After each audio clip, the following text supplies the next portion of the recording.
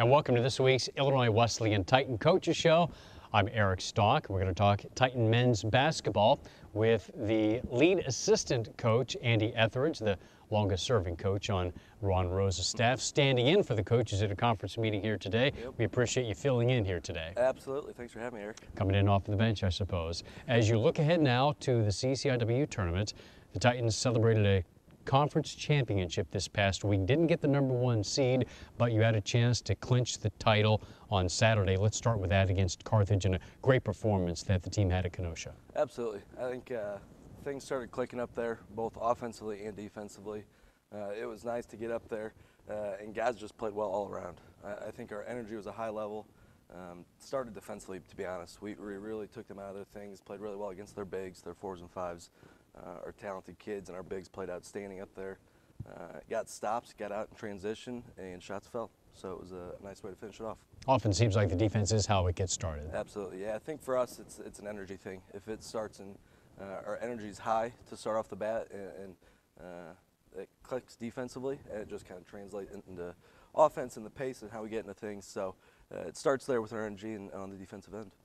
And then as we shift to Tuesday night's game against North Central, maybe the energy was more on the Cardinals' side, at least early in the game. They jumped out to a big lead, sort of reminiscent of when the Titans went to Naperville, only in reverse.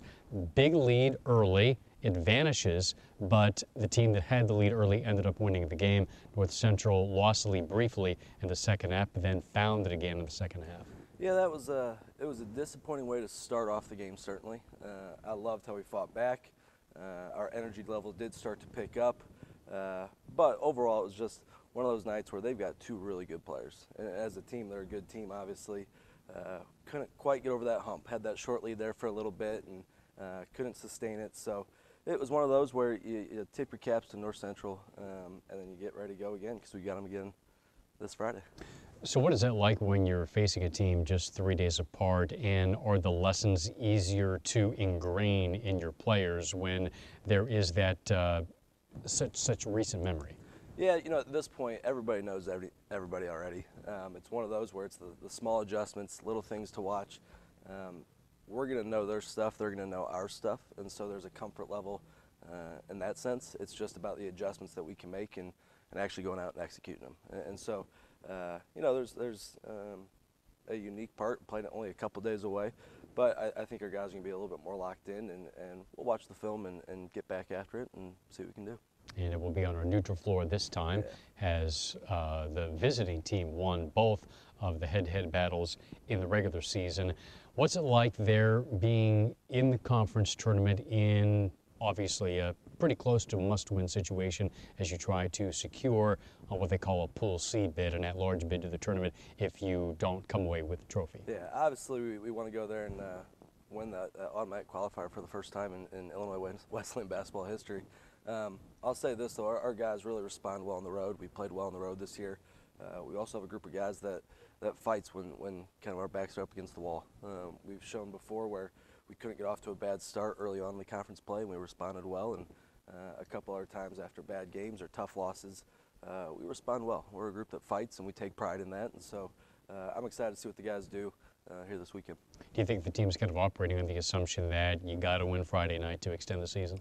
You know, I'm not sure they're thinking that way. It's one of those where we want to go win, and we know we're capable of winning. I don't think we're going to put into our heads too much about, hey, this is a must-win, get us into the NCAA tournament. For us, it's a matter of just going out and playing like we know we can play. We've competed well. We're excited the position we're at, and we're just ready to go show that again. This week, Alex ONeill was named CCIW Player of the Week for the first time in his sophomore season as someone who coaches the bigs. If you could talk about the progression that he has made from when he first landed on campus. Absolutely. You know, Alex he's always shown potential. He's an athletic kid. There's times in practice where he just does things that nobody else can do. And I think the biggest thing for him is just getting minutes. He hasn't played a ton the past couple years. He's a guy that just need to get comfortable in his role, get comfortable playing again, playing in front of a crowd. So for him to kind of start coming out of his shell and become more comfortable within that, it's been really exciting. And we're excited to see this is just a foundation for him. He's got a long way to go, which is exciting and scary for other teams, hopefully. I imagine so, with 2 more years to go. Yeah.